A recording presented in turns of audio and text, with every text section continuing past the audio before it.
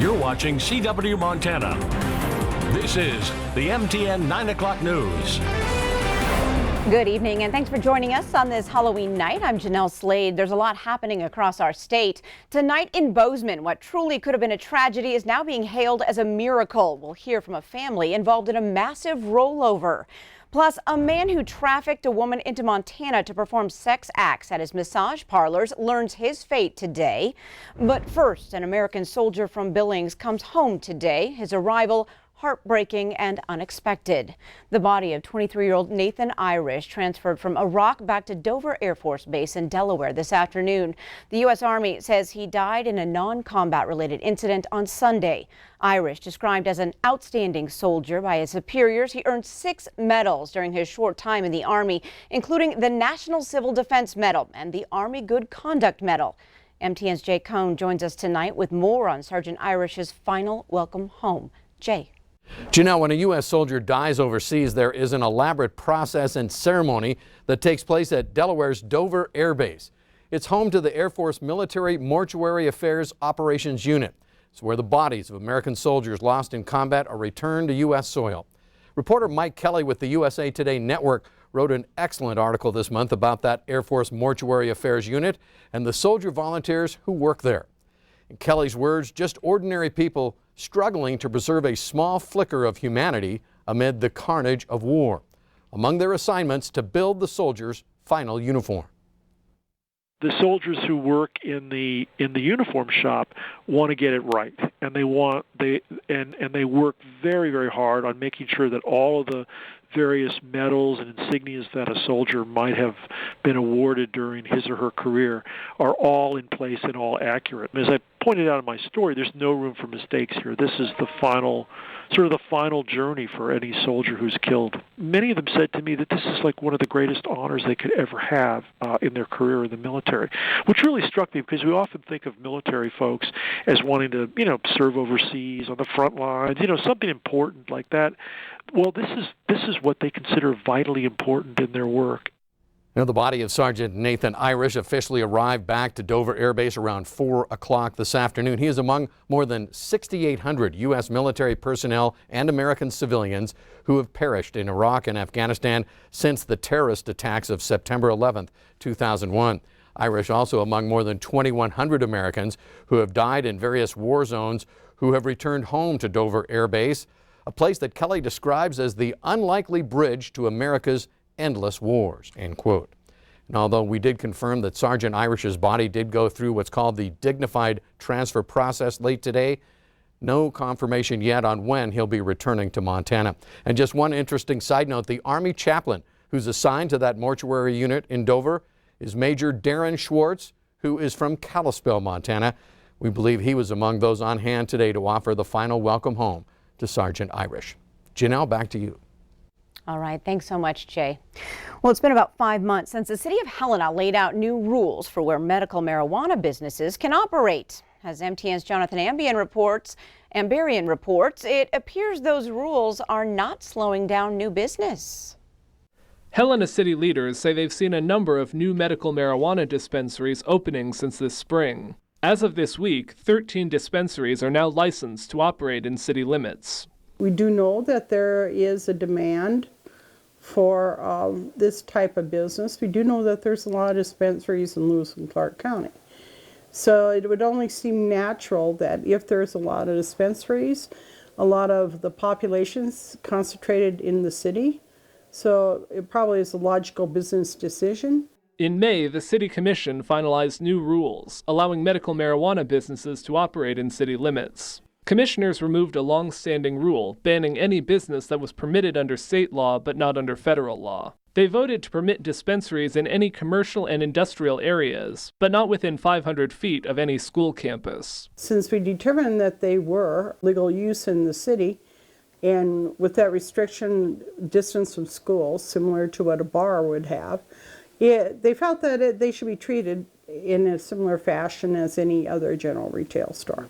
Before the final rules went into effect, dispensaries were temporarily allowed in any area zoned for retail. Community Development Director Sharon Haugen said there were around 8 operating under temporary licenses. June 1st, if they wanted to continue operation, they had to come back to the city for a general business license. Haugen said as more marijuana businesses open, she has had questions about the rules from the public, but not many complaints. I know as they become more and more visible, people become more and more aware of that kind of business. In Helena, Jonathan Amberian, MTN News. Thanks, Jonathan. Now, the Helena City Commission also voted to allow grow operations in city limits, but so far none have opened. A former Billings massage parlor owner will spend 2 years in prison after admitting he brought a woman to town to engage in prostitution. Scott Petrie operated 2 massage parlors and admits he paid a woman to come from Las Vegas to provide commercial sex services. In exchange for his guilty plea, prosecutors dropped other charges that could have added another 25 years to Petrie's sentence. Well, Halloween, it's more than just costumes, tricks, and treats. It's also full of drunk driving. Traffic, the #1 safety concern on Halloween. Thousands of people, many of them kids in costumes, hit the streets and sidewalks to collect pounds of candy. And although a lot of little ghosts and goblins pay attention and use crosswalks, it doesn't stop every driver. Gallatin County deputies drawing attention to the fact that it's twice as likely for a child to get hit by a car on Halloween than any other day of the year. While 9:30 is the recommended stopping point in Bozeman, deputies say it doesn't mean you or your kids are safe. All of the bars that are in Bozeman, a lot of people participate in going to the bar parties, which is great. A lot of people have their own parties at their home. If you're going to have a party at home, make sure you have a plan for people that if they get intoxicated, if you're serving alcohol at your house. Make sure you have Ubers lined up or a sober driver lined up or just a place for them to crash for the night.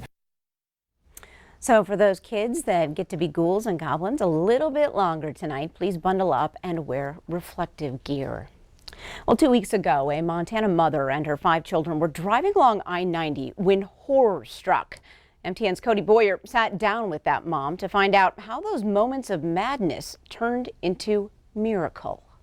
That dent in the guardrail is all that's left from that day. Amazingly, after what happened next, Dawn and her kids walked away with only scratches.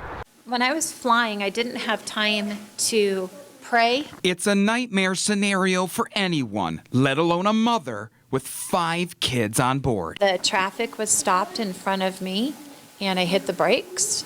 And I didn't feel like we even slowed down. Lumber from a loose trailer had spewed across both lanes of the highway. Dawn had to make a decision, plow into the stopped cars ahead or aim for the median. We rolled all the way through the median and then across both lanes of opposing traffic and then landed, thank God, right side up. I closed my eyes and held on to my seatbelt. I remember the loud, bangs of us hitting the ground. Kale, Dawn's son, was in the front passenger seat. Savannah in the back with the 3 youngest, Angel, Oliver, and Lincoln. Through it all, Savannah remembers the people stopping to help. There was a lady who used to be a nurse and a flight attendant standing there. Cookie, Savannah's dog, was thrown from the vehicle as it rolled at least 6 times. Cookie was found a short distance away without a scratch. It was a vet tech that picked up my dog. You can't tell me that's coincidence. In a stretcher, Dawn remembers being drenched in coffee and dirt,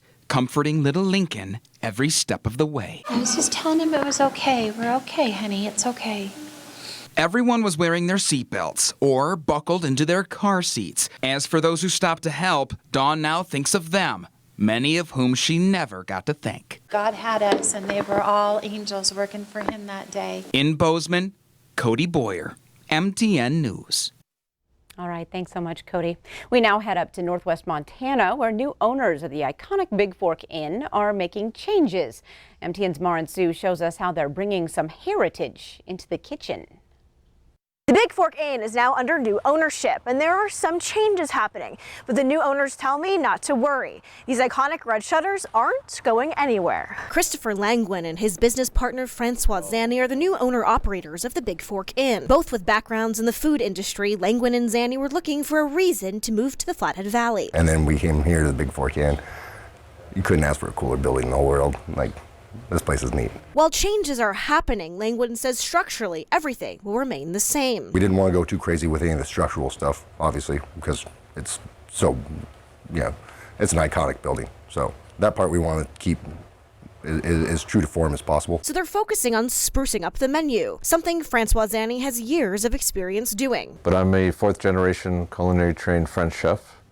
And owned my own restaurant for now almost over 30 years. So he's bringing some of his favorite dishes to the menu. We'll see some of our old culinary items that we used to use way back when. So we're bringing back that old style French cuisine that you don't see much anymore, like boeuf bourguignon, and a classic French onion soup, and canard orange, a good duck with orange sauce, and a nice rack of lamb. But this isn't the only new menu this pair is cooking up. Zanni and Langwin transformed the old 4 and 6 bar and grill in Kalispell into a brand new tap room with over 40 drinks on tap from around the Northwest, with Zanni putting his own spin on the food at First Ave Tap House. Gourmet burgers, especially burgers made with different kinds of game meat. So we're looking at possibly doing elk and antelope and bison. The Big Fork Inn is open for dinner Wednesday through Saturday and open again for a specialty Sunday brunch. In Big Fork, Marin Sue, MTN News.